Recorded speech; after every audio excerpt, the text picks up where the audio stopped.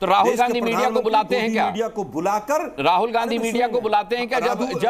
जब बकौल आपके वो गोदी मीडिया राहुल को भी दिखाता है तो राहुल बुलाते हैं क्या? अरे सुनिए भाई राहुल गांधी, अरे सुनिए ना अनुराग भाई, अगर राहुल गांधी कहीं पूजा करने जाएं और मीडिया को बुलाया गया हो कि मैं पूजा कर रहा हूं, आइए 22 नवंबर 2022 की तस्वीरें चल रही हैं, अगर टीवी पर देख लीजिए राहुल गांधी की आरती करती हुई तस्वीरें। अगर तस्वीरें मीडिया को बुलाया था क्या राहुल गांधी ने? उस दिन का प्रेस इन्विटेशन आप बताइए ना, मीडिया तो आप हैं। नहीं आप बताइए ना।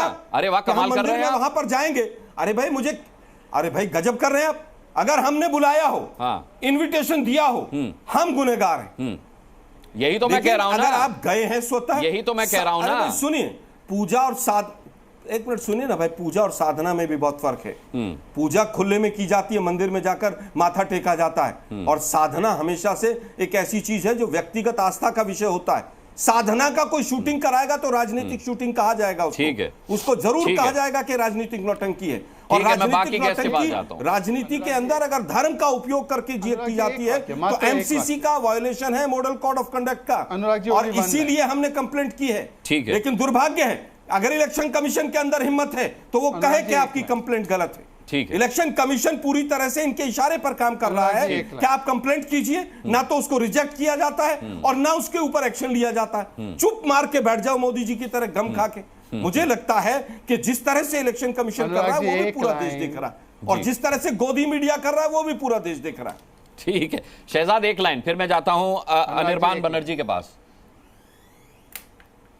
अभी देखिए, आलोक शर्मा के द्वारा स्थापित गैप के पैमाने के आधार पर क्या मोदी जी या पीएमओ ने आपको इनवाइट भेजा है कल आज के लिए? नहीं भेजा है। तो फिर अगर कोई मीडिया वाले अपने विवेक से वहां पर कवर करना चाहते हैं तो हम कैसे गुनहगार हुए? दूसरी बात, ये राहुल गांधी की गर्भगृह की तस्वीर है, ये महाकाल लोक के गर्भगृह की तस्वीर है। यहां पर बिना अपना कैमरा लाए नहीं हो सकती शूटिंग। अब मुझे बता दे कि अपना कैमरा लेकर गए या नहीं गए। और अनुराग जी, कई बार राहुल गांधी की टीम स्वयं कैमरा ले जाती है मंदिर के अंदर। अभी तो पूरी शूटिंग उन्होंने कई जगह पर करवाई है। तीसरी बात, आलोक जी तो जन्म से हिंदू है। मेरा सौभाग्य नहीं कि मैं हिंदू पैदा हुआ, वो तो टीका भी लगाते हैं। आज टीका गायब है, पता नहीं क्या आदेश आया है, फतवा जारी हुआ है कहीं से, तो टीका हटा दिया है आज। परंतु मैं आलोक जी से पूछना चाहता हूँ, ये टोपी लगा के इफ्तार में जाते हैं और टोपी लगा के नमाज पढ़ने चाहते हैं जो मुस्लिम नहीं होते, और वहां पर फोटो शूटिंग करके वोट बैंक के लिए फोटो रिलीज करते हैं, वो नौटंकी नहीं होती। पर एक हिंदू जो प्राउड हिंदू है, जिसने हिंदू धर्म के लिए काम किया है, वो अगर जाता है और अपनी साधना करता है तो वो नौटंकी कहलाती है। मैंने कम से कम पंडित आलोक शर्मा से ये शब्द एक्सपेक्ट नहीं किए थे।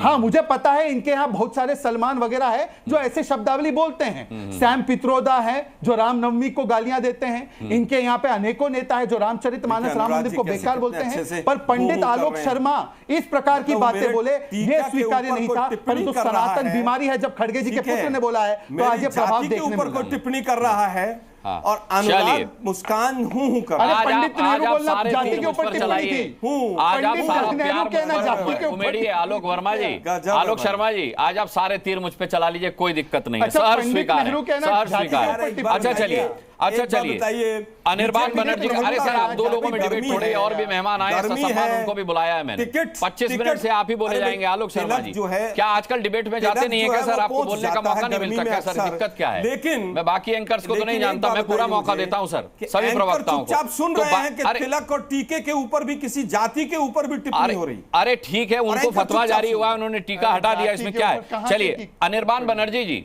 अब बाकी को आने देते हैं।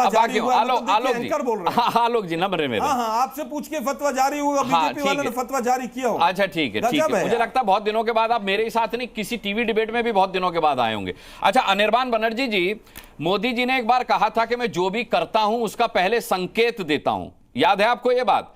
और यह भी याद होगा कि अभी कुछ दिन पहले नरेंद्र मोदी ने कहा कि इस बार कोलकाता से पश्चिम बंगाल से सबसे अच्छे नतीजे आने वाले हैं, और जहां पर वो साधना करने जा रहे हैं वो ऋषि अरबिंदो की बनाई हुई जगह है, और वहां विवेकानंद ने तपस्या की है, साधना की है। तो क्या ये उनका जो बम्पर वहां से रिजल्ट आने का एक दावा है उसको बल मिलता है इससे? क्या ये उसी का संकेत है क्या? आपको क्या लगता है? क्योंकि ममता बनर्जी ने भी इच्छा जाहिर की थी कि मैं भी जाना चाहती थी वहां पर।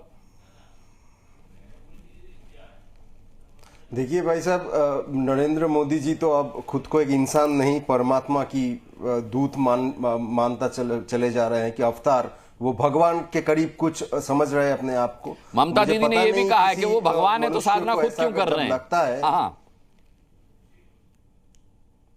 हाँ, तो सिर्फ भगवान भी नहीं, शायद उससे भी ऊपर है, क्योंकि संबित पात्र जी ने कहा है कि जगन्नाथ प्रभु भी उनके भक्त हैं। तो अब किसी इंसान को जिसका मानसिक स्थिति ठीक हो, वो अपने आप को भगवान से ऊपर ऐसा कुछ मानता नहीं है। स्वामी विवेकानंद जी भी कभी अपने आप को भगवान से भी ऊपर हूं ऐसा कुछ कभी कहे, ये कोई नहीं सुना, कोई नहीं पढ़ा।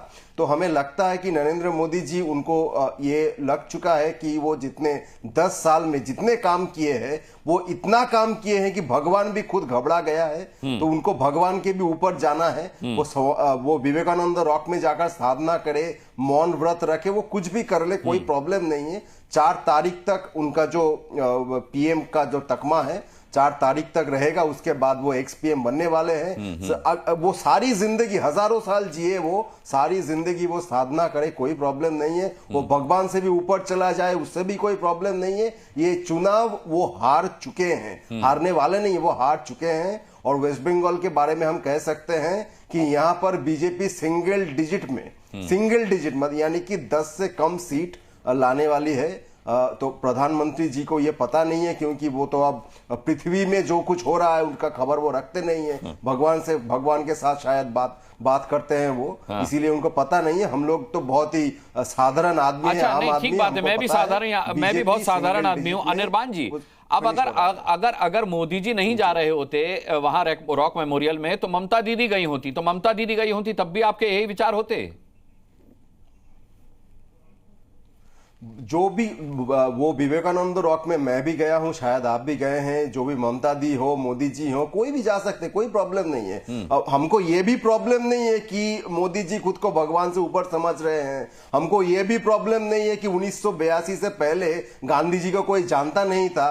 वो चाहे कुछ भी बोले जाए, कुछ भी वो आपको बताते जाए, कोई प्रॉब्लम नहीं है। क्योंकि 4 तारीख के बाद इस देश का जो सबसे बड़ा प्रॉब्लम है, वो एक्स प्राइम मिनिस्टर बनने वाले हैं। इसीलिए हम सब खुश हैं। वो साधना करे, विवेकानंद रॉक में घर बनाकर रह जाए, उससे भी हमको कोई प्रॉब्लम नहीं है। क्योंकि 4 तारीख के बाद आप भी खुश होंगे, हम भी खुश होंगे, शहजाद भी खुश हो जाएगा।